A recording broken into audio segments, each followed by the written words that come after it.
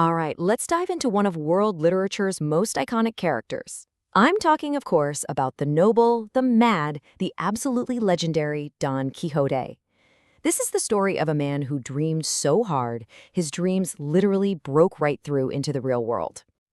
So let me ask you this. What if the line between the stories you absolutely love and the life you're actually living just poof, disappeared? I mean, completely blurred. For one guy in La Mancha, Spain, that's exactly what happened. And, well, it sparked one of the greatest tales ever told. So, where does a legend like this even begin? Well, you might be surprised. It's not on some glorious battlefield. Nope. It all starts in a quiet study with a middle-aged gentleman, a massive pile of books, and an obsession that was, let's just say, dangerously powerful. Okay, let's meet the man himself, Alonso Quijano. Now, his problem wasn't a lack of imagination. It was that he had way too much of it. He just devoured these stories about knights, dragons, damsels in distress, you name it. He read so many that the author, Cervantes, literally says his brain dried up. I mean, the stories just became his reality, and he looked around at the world and thought, you know what this place needs? A hero. So he decided to become one. And look, this wasn't just some phase he was going through. He was methodical about it. It was a whole transformation. First things first, he gives himself a new, much grander name, Don Quixote de la Mancha. Nice, right? Then he goes and digs up his great-grandfather's super rusty ancient armor. He rebrands his old, clunky horse as Rocinante, a name fit for a hero's steed. And of course, every knight needs a noble lady to fight for. So he just imagines one. He picks a local peasant girl and dubs her Dulcinea del Toboso. He's not just playing a game here. He is building a whole new reality from the ground up. The man was all in. All right, so now that he's a full-fledged knight, Don Quixote hits the road to right all the wrongs of the world.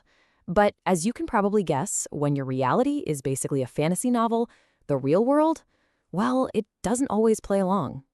So pretty quickly, Don Quixote realizes something's missing. Every great knight needs a squire, and that's where Sancho Panza comes in.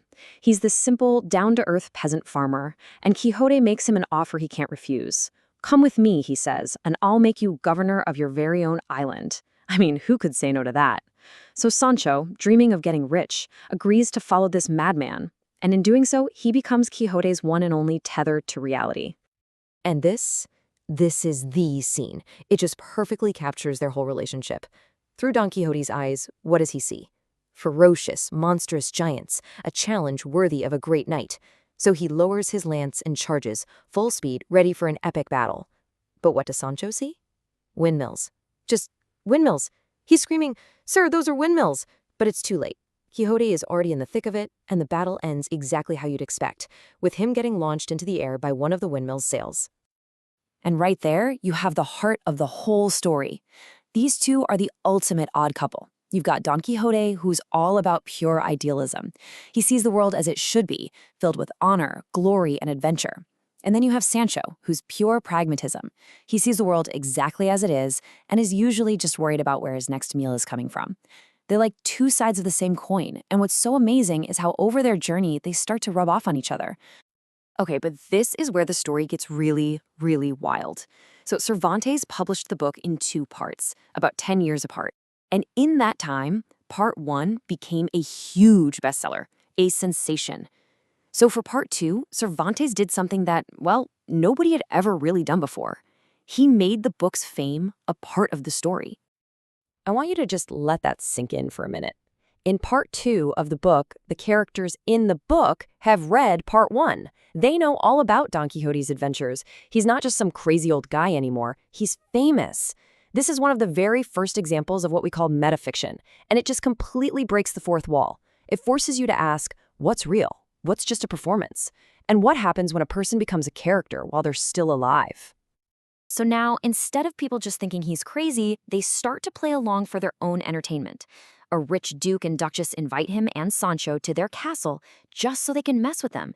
They set up all these elaborate pranks, pretending that his knightly world is real. They even fulfill the promise to Sancho and make him governor of a tiny village, just as a joke. But here's the kicker. The joke is on them, because Sancho, with his simple common sense, turns out to be an amazing ruler. He's fair, he's just, he's actually good at it. But all stories Even the ones about immortal knights have to end. After journeying through a country that can't decide if he's a hero or a joke, Don Quixote finally makes it to Barcelona. And it's there that his dream is going to face its last, and honestly, its most heartbreaking test. Right there on the beach, he gets challenged to a duel by a mysterious figure called the Knight of the White Moon. But here's the twist. It's actually a friend from his hometown, Sanson Carrasco, in disguise. His goal isn't to hurt Don Quixote. It's to force him to come home, to cure him of his madness. And the terms are crystal clear. If Don Quixote loses, he has to hang up his armor and go home for 1 full year. And he loses. He's defeated. And because he lives by his own strict code of honor, Don Quixote accepts the terms. The journey home is just sad. You can feel the weight of reality finally crushing the fantasy. He gets sick, and as he's lying in his bed, the fog of madness finally begins to lift. The great knight-errant just fades away, and all that's left is a tired old man. In his final, clear-headed moments, he completely renounces the name Don Quixote. He writes his will, he asks everyone to forgive him for all the trouble he's caused, and he says he is Alonso Quijano once more. He dies not as a crazy knight, but as the good man that he was at his core all along. It's just an incredibly powerful and moving way to end his story. But here's the thing. The death of Alonso Quixano was not the end of Don Quixote, not even close. This story about a so-called madman and his dreams, it went on to change the world in ways that Cervantes probably couldn't have even imagined. I mean, people call it the first modern novel because of its deep characters and how it plays with reality and fiction.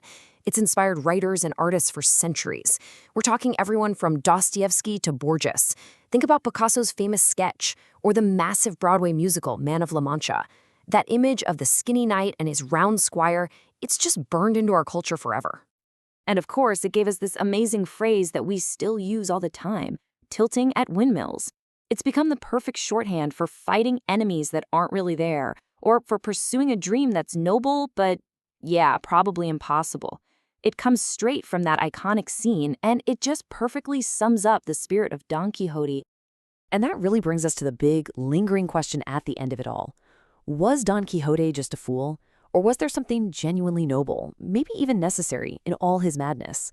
Cervantes, smartly, never gives us an easy answer. He just leaves us with this timeless question to chew on. Is it better to see the world for exactly what it is, or to see it for what it could be? Even if that means, every now and then, you find yourself charging at a few giants that look a whole lot like windmills.